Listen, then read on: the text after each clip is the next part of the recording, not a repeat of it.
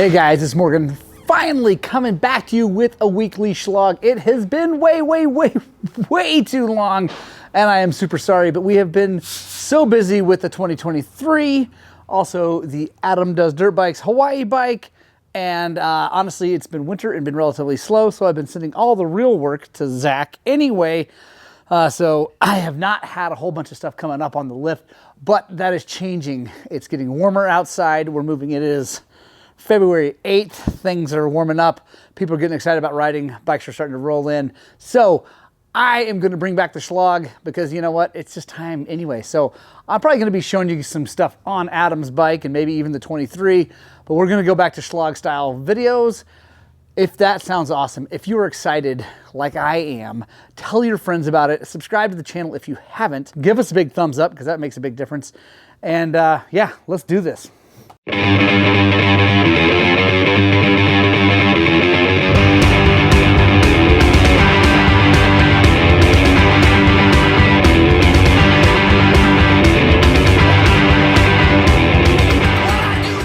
All right, guys, first up on the lift is Adam's bike. I'm dropping things, hang on. This is the Adam Does Dirt Bikes Hawaii Hard Enduro motorcycle. We are dangerously close to sending this thing to Hawaii. We have like 10 days before it has to leave the port in El Cajon. So we're dangerously close. We really don't have much left to do. Adam has taken the bike, he has ridden it. So you rode the bike. What do you think about the motorcycle now that we did all this work? Holy cow. Huge difference, suspension. The suspension is like night and day. I've never had suspension valved for me before. He is blown away with the suspension, loving the suspension. Says the motor feels great. He's used to 300, so that's not like mind-blowing. But motor feels great. Everything feels really good. He's really happy with the motorcycle. So all I really have left to do is put some stickers on it. We've got to get graphics on the thing, which I don't have yet. Fingers crossed those are going to show up very soon. But we do have some rad Carapax foot pegs. They are offset foot pegs. I'm pretty excited about that because they really help with hard enduro. These are 10 millimeters back and 5 millimeters down. That really helps to put weight back on the rear tire and get way better traction as you're going through the really gnarly stuff, which Hawaii will have plenty of, especially slippery mud, red dirt routes and things like that. So let's install these things, show you how we're going to do that, and then check them out and see kind of the difference between them and what the stock pegs look like. There is a stock peg right there. That is a bone stock foot peg.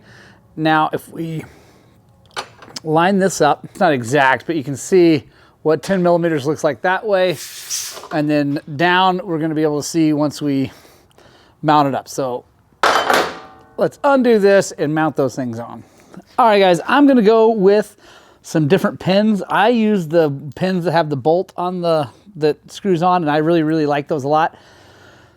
But they seem to be a little softer than a normal pin. They seem to get bent a little bit easier if you hit things really hard. So I'm going to use these wonderful, beautiful, gorgeous stainless steel pins from Lance at XC Gear, the same guys that make the Mako 360. He's given me a set of these in the past, and so I'm going to put these on there. I'm really excited about these things because they are super strong. So we're going to put... Sweet, we got this one mounted up. Again, it's kind of hard to tell. You can see well, first of all, quite a bit wider than that, which is nice. You can set that down inside of it. Whoops, there you go. See, it's quite a bit wider. That's always good. You can see that if this were lined up, it would be about that far forward and definitely higher. Again, these are 10 back, 5 down. It is a very popular offset for hard enduro bikes. You can see that I put the pin in coming up from the bottom so that on quick inspection we can look down and see that the cotter pin is there. That is why the factory KTM guys do that. They don't put them in from the top down, because then the cotter pin's down here and you might not ever see the fact that it came out and you got an issue. So that is why we do it like that. Let's go do the other side. All right, guys, check it out. There is the other side. Foot peg, what did he say? All right, guys, there she is. Foot pegs all ready to rock and roll. Really excited. Adam doesn't even know that those are going on. I'm pretty excited about that. I think he's gonna really enjoy those for Hawaii. We'll obviously be taking our stock ones and stock pins in case something happens and we need new ones. It's one of the cool things about putting so many cool parts onto a bike, whether it be this one or mine or yours or whatever, is if you save the other ones, you have spares. And I like that a lot. I like having spares of things just in case things go south. So now, actually I can do the seat cover. I don't know if it's been a while since I've shown you guys the seat cover. Why don't we do that next? We'll have that will be the next thing we're doing right now. I guess he's still there. Oh yeah, he's still there. He's never leaving. That's what you need to tell him. Oh, boom.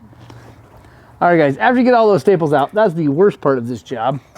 Gonna take the old cover off.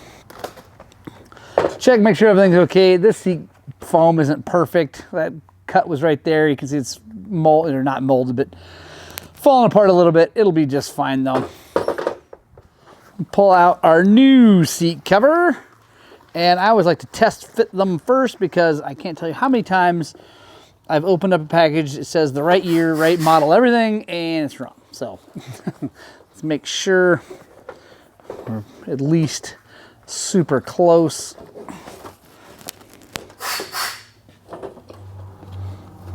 All right, that's gonna be good.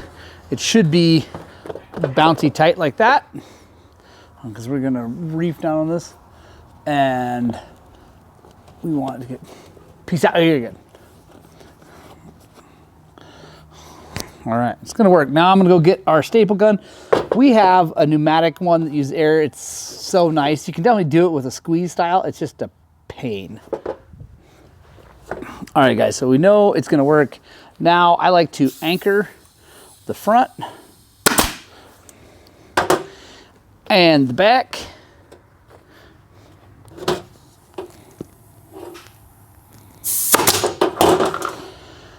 And then we are just going to start wrapping, and we're only going to put like one staple in at a time. So, and I'll show you why, because we'll probably end up having to remove some and kind of move them. And you want to use, see, it's got seams. You want to use those seams as a way to keep it centered. So you can use those seams and kind of line them up.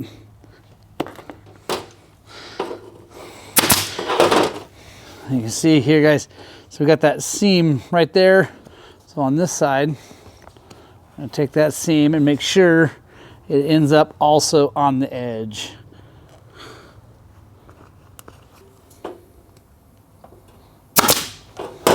Now we're gonna work our way, down the seat.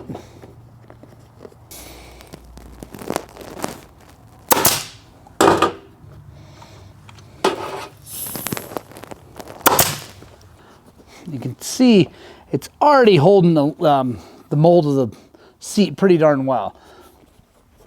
Come back here.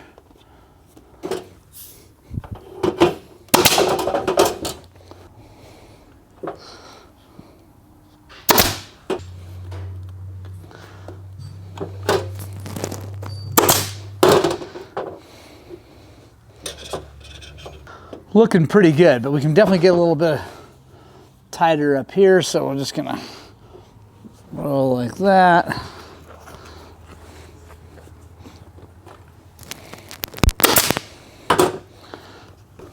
Right here is not quite as tight as I want, and we already have a staple here, so what I'm gonna do is I'm just gonna push it like that over.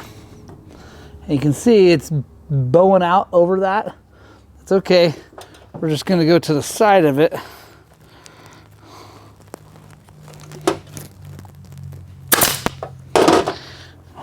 And then take our screwdriver,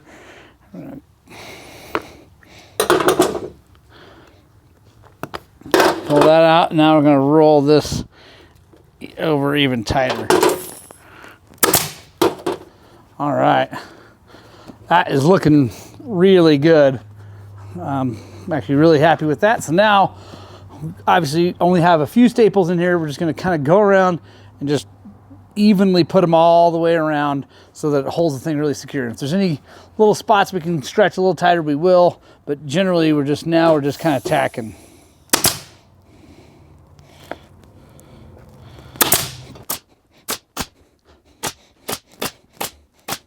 All right, guys, there we go. Just got to clean it up a little bit. Got some dirt on it, but that looks way better than the other one, and it looks nice and tight. I like that a lot. Honestly, seat covers are pretty easy, and it's a nice thing to do. If you got a seat that, you know, get a little haggard looking, just buy a seat cover. They're 50, 60 bucks, depending on where you buy them, and put it on. I like factory effects, if you want to know. This is a Neutron. Seems to fit really well also. Factory effects is a good kind of inexpensive version.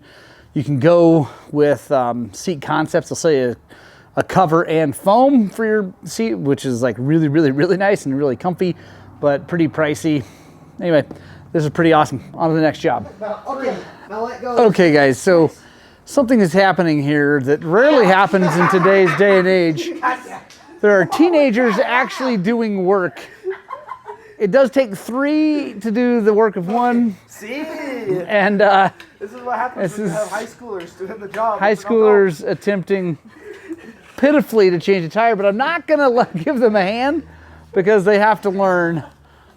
That one's my kid. These are his friends. Old Mace and KAR. And this is the 92 YZ 250 that they're working on. It's Colts, and yeah, this is a struggle fest. It's fun to watch. And there's Lewis. Hi, Lewis. Louie. Pull this one back. Pull this one. Louie is Mason's dog. And I could jump in there and help him, and I might. But I'm going to let them hurt themselves a little bit more because it's good for them. And it is really funny to watch. All right, I'm not going to keep this up. This is too funny. But then we'll get on to the next job. All right, guys, next thing we're going to do is I want to show you how easy it is to take these crosslink component swing arm guards off to clean underneath them. When I put them on, a bunch of you guys had, honestly, valid points by talking about how stuff will get behind there and then ruin the swing arm. And I agree 100% that that is a possibility and not an awesome thing if it did happen. And all swing arm guards are going to have something like that. They're going to be an issue like that because they're not hermetically sealed, right? So things can get behind there. Unless you have just really high-end stickers, which I've run actually those a lot. I've run just my swing arm stickers that I get with my graphics kits, and they actually do a pretty good job of protecting things. Just not super good in the gnarly rocks. They get scratched up and bent and whatever, and actually had already dented that side of the swing arm before I got these. So I just want to show you how easy it is to take these things off and clean. Also, I'm excited to see what's underneath here because we just had a kind of muddy day out riding. If you guys watched the video with me and Bibbs out bouncing around in the snow and stuff like that, things got pretty nasty and muddy. So yeah, let's see how hard it is and what's underneath there. All right, guys, we've got some snips, dikes, whatever you want to call them, women in comfortable shoes, and Alan here.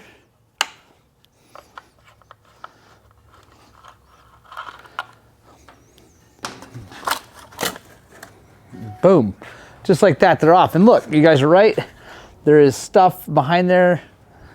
So you guys are right, there is stuff behind there that would eventually, you know, scratch and mess that thing up. So super happy with how easy that is to take off.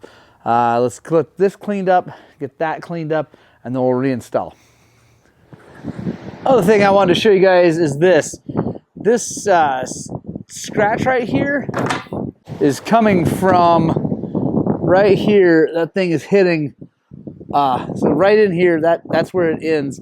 And as the swing arm moves, it's coming up and hitting the master cylinder here for the rear brake. So I've seen those things actually wear through the aluminum. I didn't know that this would hit it.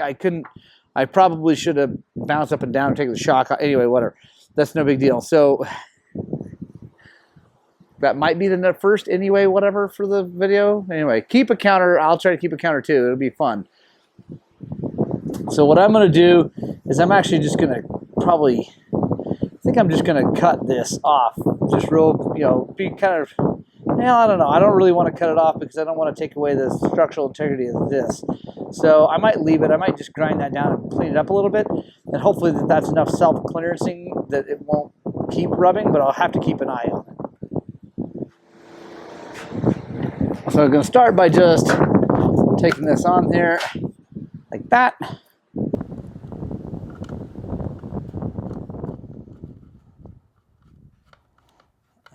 And I like to use these zip ties. The one I cut off of there was the one from Crosslink Components. This is a fine heavy-duty zip tie. I like these a little bit better. These are Panduit, I guess. Anyway, I buy them on Amazon. They're nice because they have the little metal tang in here to secure it. So just gotta. All right, let's take a look at the other side. All right, not too much inside here. Fair amount on this. Sad side of the swing arm is the one that just got beat up before I got the guards on, which is kind of funny, honestly, but no biggie. We have our good ones now, and they've already saved me some more beating, so huge thanks to Crosslink Components. I actually bought these ones. These were not free, and I am happy I spent the money.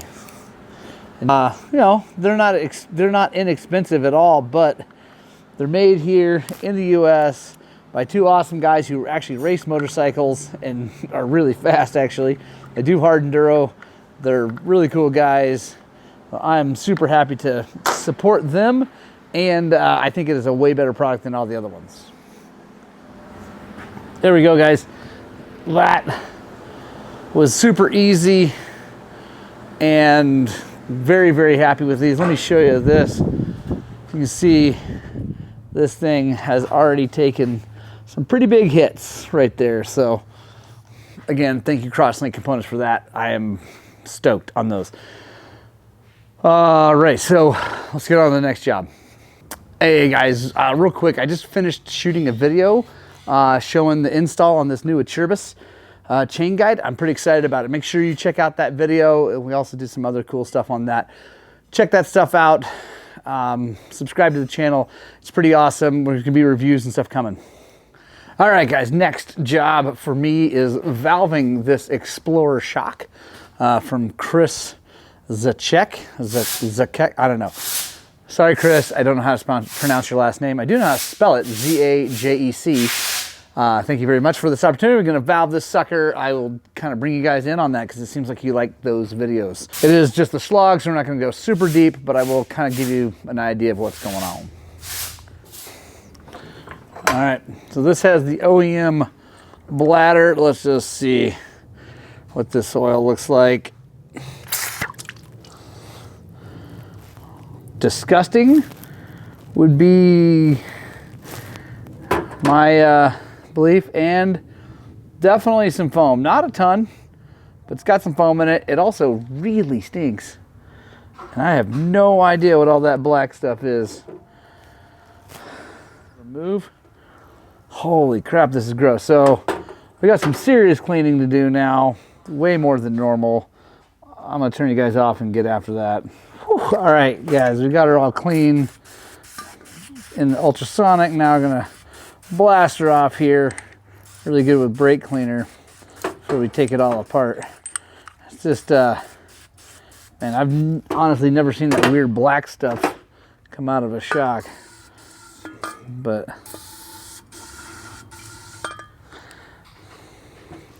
that has to be expected after all that gunk. These shims are super stuck together.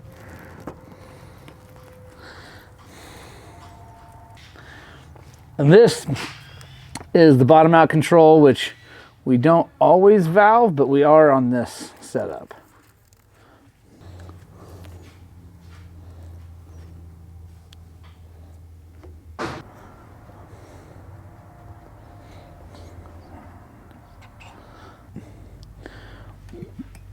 All right, there's our compression stack right there. It's got two crossovers, kind of interesting.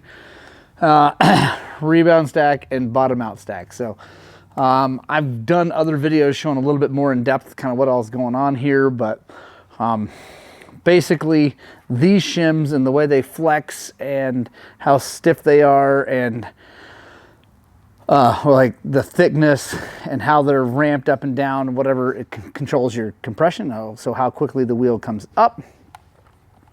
This controls how quickly the wheel comes down, and this controls the bottom out. So like more the progressive nature of it. So as it gets close to bottoming out, this comes into play. And then we got our high speed stack right there, and we're going to valve that too. So I'm gonna go get shims and start putting this back together, and I'll just come in here and touch, since it's just a Shlog, I'll come in here and touch base as we do it and show you kind of if there's any big differences. Okay guys, so I didn't have anything super interesting with the valving. It's pretty different from what it was, but anyway, it's all done. This is the old high-speed compression stack, so we revalved that. I actually didn't end up doing the bottom out. I thought that we had that, but it actually just had the stock settings on it. So I did take it apart, obviously, as you saw, cleaned all the shims, put it back together. But as I was going back together, I found that there's wear in here. Let me see if I can show you guys. And I've already talked to this gentleman, Chris. There you can kind of, there you can see it there. And then you can see, there we go. I've already talked to him, and I got a shock body here that we're going to put on there, so no big deal. It's just a bummer. This, I know I've showed this before. This was not from over tightening this pinch bolt. That happens a lot. People over tighten that, and it'll create a tight spot in the shock body. But this is way up too high for that. I think it might be from this travel limiter that he put in. I have a feeling it wore some aluminum off. It's kind of hard to tell. It's pretty polished up, but you know, polished up means that it might have had aluminum come out. And that could have been what that black stuff was. It's all gelled up in the oil. And you know, maybe I'm wrong about that. I don't know, but it didn't look right. And aluminum turns black when you wear it off on things. So maybe that. And then that stuff ran around in there on the piston band and wore that. All right guys, got the shock body, the new shock body on. Now maybe you can see, there we go, you can see that ring right there. So that's the worn part. Got to replace that sucker, otherwise it will just continue to wear through that hard anodizing, spreading aluminum through things. Again, that's probably why those shims are stuck together, all that stuff. Now we're fresh, we're gonna put this thing back together. I've shown this in lots of videos, I'm not gonna show it right now. We'll get on to the next job. All right, folks, we have an interesting one on the lift now. This is, or was, a 2021 300 XC TPI. It is now a 2021 300 with a carburetor. We did the work. Gentleman super happy with it. Runs like a top. It runs really well, and just is blown away with how well it runs.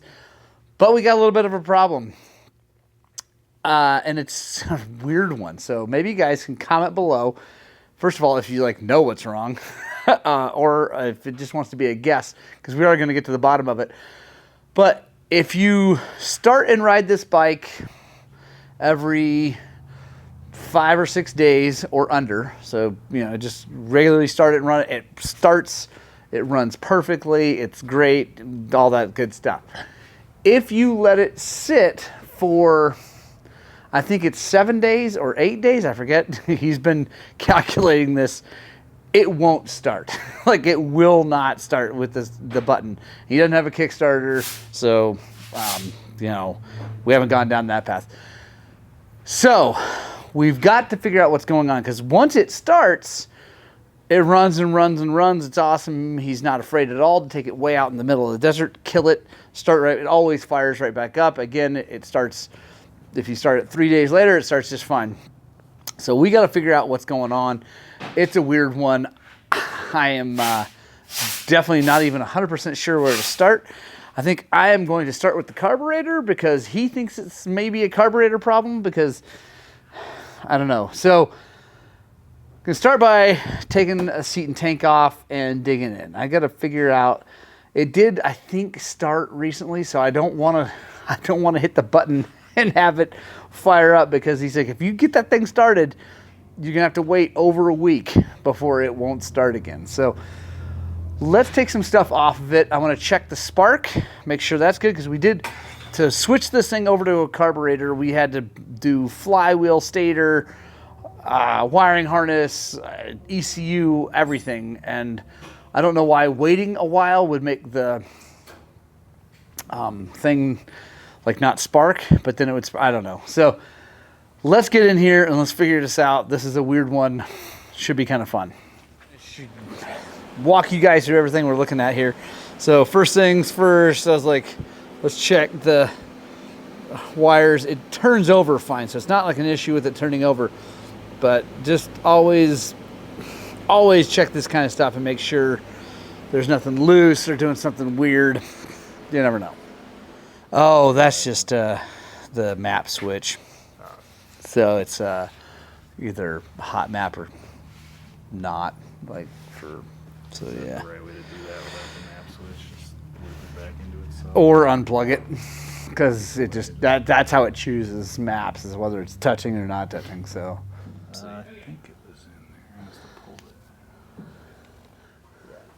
all right, guys, here's the plug. Looks, it's a little on the dark side to me, but that shouldn't matter for the whole starting after sitting. So I'm going to check the spark.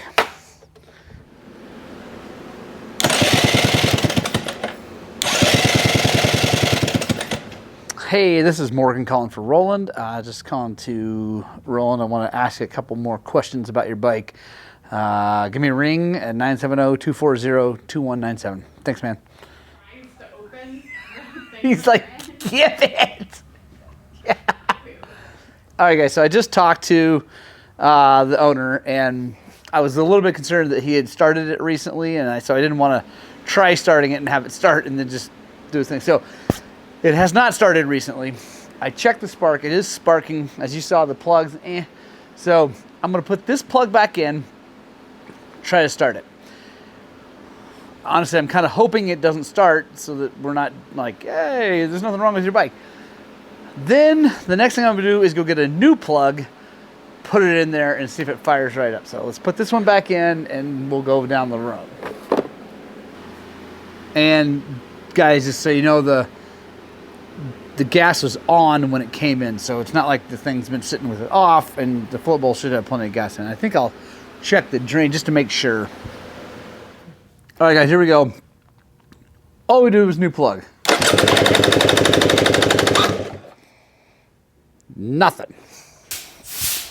So now, let's see if there's gas in the float bowl.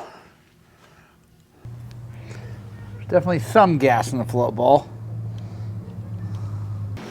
All right, now I'm gonna spray a little brake clean in there and see if that makes it fire up. Because if we have any kind of weird low compression situation, this is more volatile than gas, and so it might fire up because there's this.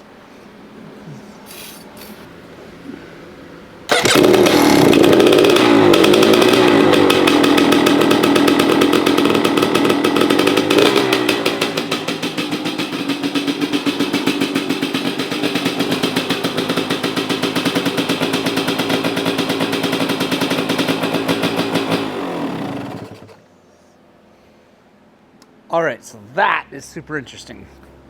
Now, I don't know. Let's check compression. Gonna do that next. After that, I'm gonna pull that carburetor off and make sure there's not something clogged. All right, guys, now we're gonna test the compression. If you have a compression tester, if you've never used it or you don't know this, to get a proper compression reading, you have to hold the throttle wide open and let all the air go in there. If you don't do that, it's not sucking enough air, it will not read correctly. It'll read super low. So hold this sucker open.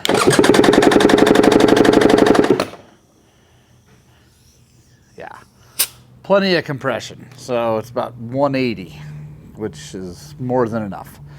All right, so we're good there. Now, I think our next thing is going to be, we'll just have to, I think we'll take the, probably just start by spinning the carburetor and open that up and maybe check the float height. I'm wondering if maybe some of the gas evaporates. If it takes, it takes a while, but if it just evaporates down just low enough that it's not picking up rich enough when it's cold and been sitting. So let's check that. All right, guys. Gonna go ahead and pull this float bowl off and take a look inside. This is a brand new carburetor that we got for Roland to run. So I don't see there being anything crazy wrong with it, but things happen, and float height is one of those deals that can get messed up. And yeah, so I am seeing there's a little bit of dirt. I don't know if you guys can see that or not. Right now, this is like a little speck there and one down inside there. It might be closing a little bit early, which if it's doing that, like I said, maybe as the bike sits, if it sits for just long enough, it'll evaporate just enough out of there to get too low. The other thing I'm gonna do is pull these jets out, make sure there's not like a film of something covering them from sitting, although he just ran it, so it would have probably sucked it through. But I think I'm definitely gonna, cause so float height on these is like 8-9 millimeters, but that's usually you're dealing with, you want to look for this sealing or whatever, the molding to be parallel with the carb body. Is like, that's the first check. I am going to get the measurement out, and you want to set these things at like a 45 because you don't want it to close. You don't want it to push down like that, because if you do that, then you're going to have to see how it's crushing that needle. There's a spring on there. If you set it like this, it'll be way off. So you got to just go super easy. Yeah, it feels like it's closing just before it gets level. So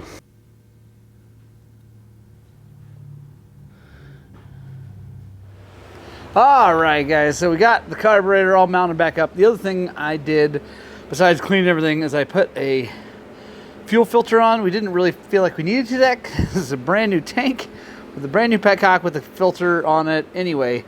So I'm guessing it's gonna fire right up.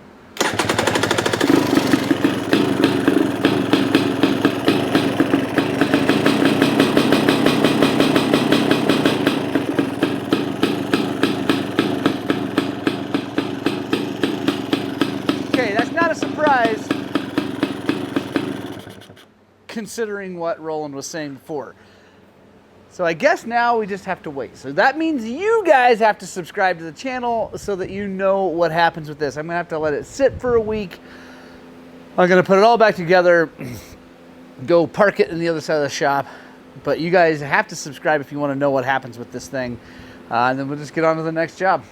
Hey guys, real quick before I pull the next job up, I just want to let you know we are done with the Beta 200 series of videos. If you haven't checked those out, please do. It's in a playlist. I think it's called 22 Beta 200R. Anyway, you'll find it in the playlists. I had a great time having fun with this motorcycle. I think we did help the clutch situation. We didn't completely fix it, but I think it seems better. And after my buddy Foxy Bibbs rode it in some of the more gnarly stuff, and it never did squeal at all in that. So again, I don't know that we fixed it. Well, I know we didn't 100% fix it, but we did make it better. I really like this bike. It was a lot of fun. If anybody out there has a motorcycle you want me to review, I would love to do that. If it's a completely stock bike, I might be able to help get you some cool parts for free. Also, I'll service it, take good care of it, and make sure it's all good to go when you get it back. Not cost you anything. It would mean a lot to me to get another different kind of bikes. If you got something different that you want us to test, reach out to me, Morgan@Highland-Cycles.com. It would really mean the world. So anyway, that was a lot of fun. Thank you, Garrett. Now let's get the next job. Hey guys, so I took a little bit of time, a little personal time, because I had to do this to that motorcycle. Whew, it is so sexy looking. I've been planning this out for quite a while. The stickers showed up, the plastic showed up. Really happy. For those of you who are going to ask, those are KTM OEM plastics from the Power Parts catalog. No under fender. The airbox is still white. I don't care. That's fine. It doesn't bother me at all. I mean, it'd be cool, I guess, if we're all blue, but that's no big deal. Anyway, that's super attractive. Let me know what you think in the comments below. This is my number for the Donner Hard Enduro. It's also 756 is my number anyway, so if I race before that, I'll be set up. But let's go over here and see what Mr. Sheets is up to. Since we are slogging again, we got to check in with the angry man. Look at him. Look at him. He's just like trying to be angry, but he's not. Look at him. Oh yeah, there we go. He will be installing his very first set of mousse balls.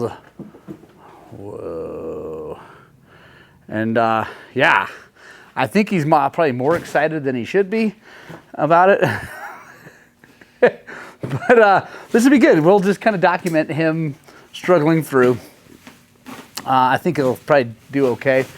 He's changed plenty of mousses before, so. But cool thing we're doing on this bike, first of all, we're gonna have to clean it. And then see, okay, quick thing. These FMF pipes that are bare look really cool when they're brand new. And if you keep them WD-40'd, but this is what happens when you just don't have time. So anyway, we'll get this thing all super duper clean. But we are full TBT revalve, including bladder on the back and adjustable base valves on the Explorer forks and all that good stuff, and new tires and mousse balls. It's going to be awesome.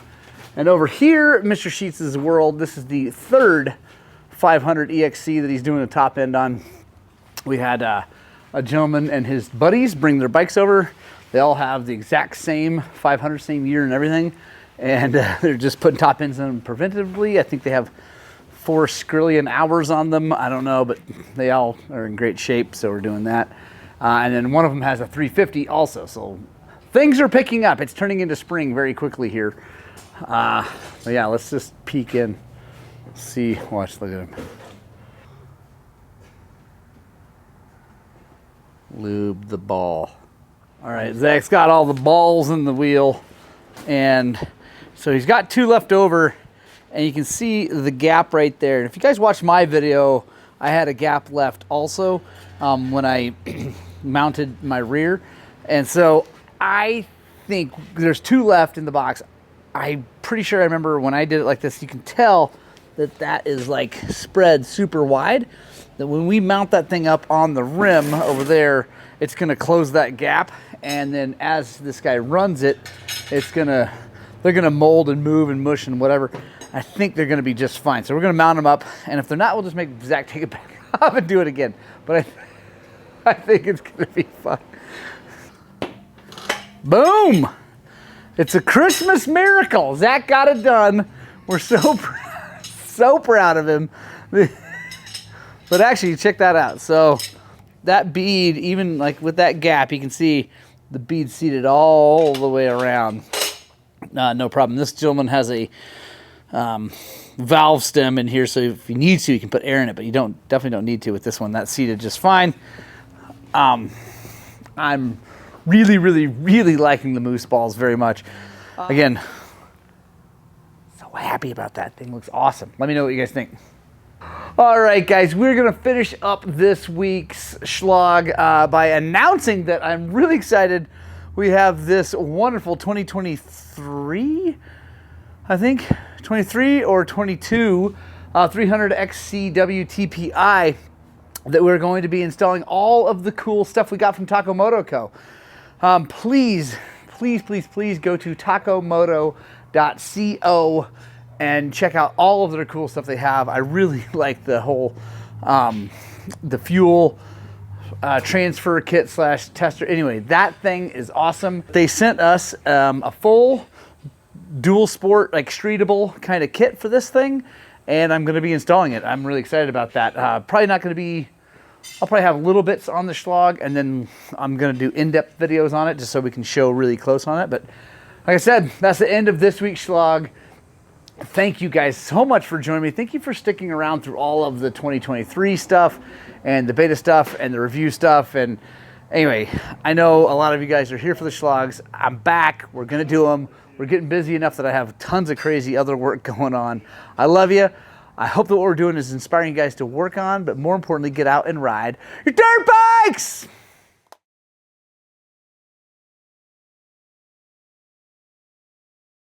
A little bit of bonus footage coming in here at the end of the Shlog. It's actually Saturday. Zach is tearing apart this KX250F, and I got some stuff to show you just because carnage is cool, right? So if we take a look here, first of all, that's the wrist pin, and you guys can't feel it, but it's got ridges in it, and it's definitely jacked up. And the top end of the little end of the rod is jacked, but